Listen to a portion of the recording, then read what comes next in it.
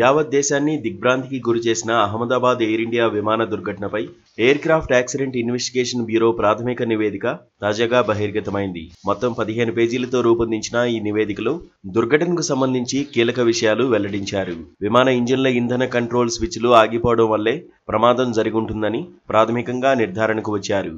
విమానం ప్రయాణించిన మార్గానికి సమీపంగా పక్షులు ఎగరలేదని, పక్షి ఢీకొన్న ఆనవాళ్లను కూడా గుర్తించలేదని ఏఏఐబి నివేదిక వెల్లడించింది. ఘటన వెనుక విద్రోహ చర్య ఉండే అవకాశముందని చెప్పేందుకు ఎలాంటి ఆధారాలు లేవని తెలిపింది. అయితే ఇంజిన్ ఇంధన కంట్రోల్ స్విచ్ ఆగిపోవడం వల్లే ప్రమాదం జరిగుండొచ్చని ప్రాథమికంగా అంచనా వేస్తోంది.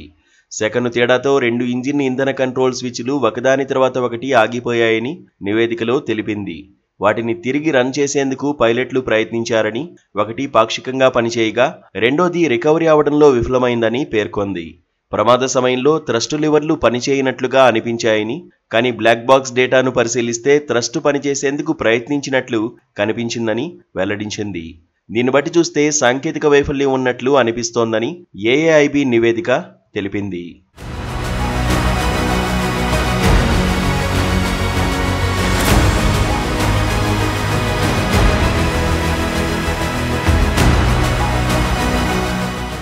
టేకాఫ్కు ఫ్లాప్ సెట్టింగ్, గేర్ సాధారణంగానే పనిచేశాయని, వాతావరణ పరిస్థితులు కూడా అనుకూలంగానే ఉన్నాయని నివేదికలో వెల్లడించింది. ఆకాశం స్పష్టంగా కనిపించిందని, గాలులు కూడా తేలిగ్గానే ఉన్నాయని తెలిపింది. ఎయిర్ ఇండియా పైలట్లు ఇద్దరూ మెడికల్గా ఫిట్గానే ఉన్నారని, ఇలాంటి విమానాలు నడిపిన అనుభవం కూడా సరిపడా ఉందని స్పష్టం చేసింది. గతంలో ఈ విమానంలోని ఇంధన కంట్రోల్ స్విచ్ల్లో సమస్య వచ్చిన సందర్భాలు లేవని తెలిపింది. ఫ్యూయల్ కంట్రోల్ స్విచ్ లాకింగ్ మెకానిజంపై బోయింగ్ ఆప్షనల్ అడ్వైజరీ జారీ చేసిందని, దీన్ని ఎయిర్ ఇండియా అనుసరించలేదని, సంబంధిత తనిఖీలు చేపట్టలేదని పేర్కొంది. అయితే విమానం థ్రాటిల్ కంట్రోల్ మాడ్యూల్స్ను 2019, 2023లో భర్తీ చేశారు. మరోవైపు ప్రమాదానికి ముందు కాక్పిట్లో ఏ క్షణానికి ఏం జరిగిందన్న వివరాలను ఏఏఐబి నివేదికలో వెల్లడించింది. ప్రమాదం జరిగిన రోజున మధ్యాహ్నం 1:38 విమానం గరిష్ట వేగమైన 180 నాట్స్ను అందుకుందని, ఆ మరుక్షణమే ఇంజిన్ 1, ఇంజిన్ 2కు చెందిన ఇంధన స్విచ్లు రన్ నుంచి కటాఫ్ పొజిషన్కు మారాయని తెలిపింది.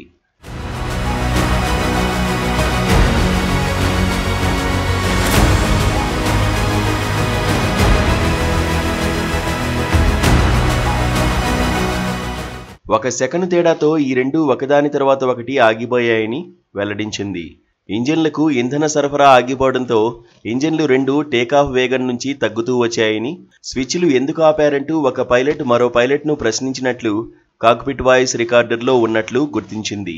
తాను చేయలేదని మరో పైలట్ సమాధానమిచ్చారని, ఎయిర్పోర్ట్ పెరిమీటర్ గోడను దాటిన వెంటనే విమానం ఎత్తు తగ్గుతూ కిందకి రావడం సీసీటీవీ దృశ్యాల్లో రికార్డైందని నివేదికలో తెలిపింది.